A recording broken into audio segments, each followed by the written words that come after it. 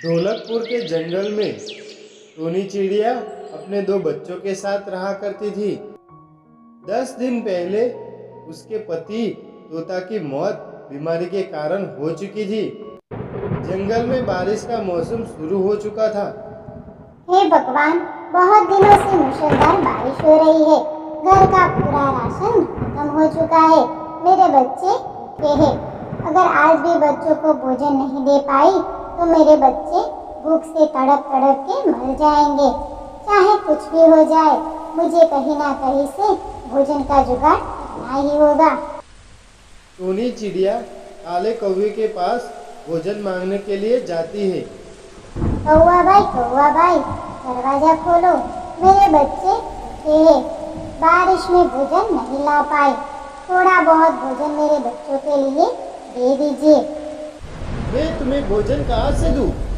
Tony चिड़िया, मैं भी बारिश की वजह से 2 दिन से भूखा हूँ और घर पे बैठा हूँ। घर पे बैठे बैठे मेरे मिट्टी के घड़े खराब हो रहे हैं।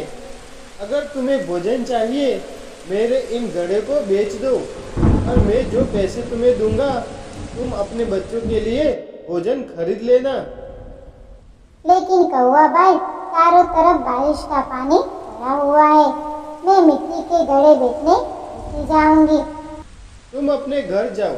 वैसे भी तुम मिट्टी के घड़े बेचने नहीं जाओगी तो तुम्हारे बच्चे भूख से तड़प तड़प कर मर जाएंगे।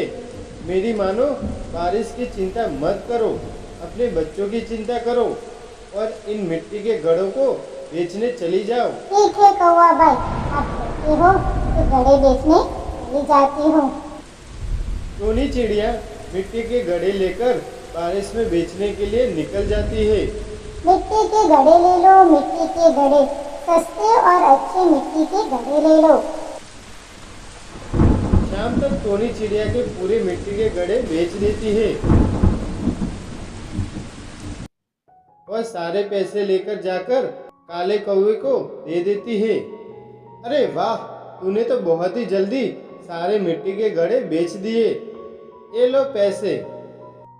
टोनी चिड़िया पैसे लेकर जाती है और रास्ते में अपने बच्चों के लिए थोड़ा अनाज लेकर जाती है। जब वो घर पहुंचती है तो उसका घर वहां पर था ही नहीं। तेज बारिश में उसका घर टूटकर बिखर चुका था। दोनों बच्चे पास के पेड़ पर बैठकर रो रहे थे। मम्मा, अपना घर बारिश के पानी में बहकर टूट गया है। बच्चों, तुम ठीक तो हो ना? तुमको कहीं चोट तो नहीं लगी?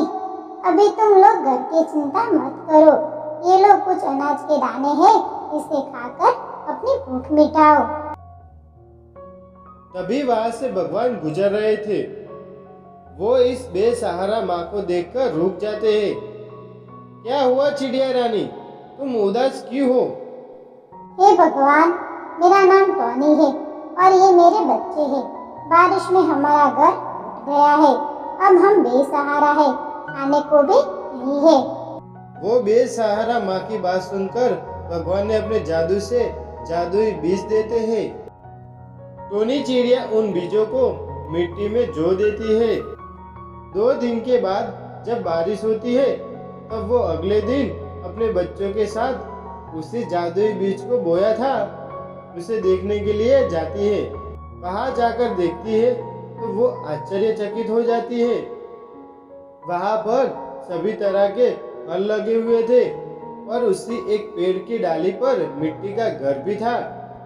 यह देखकर टोनी चिड़िया और उसके बच्चे बहुत खुश हो जाते हैं।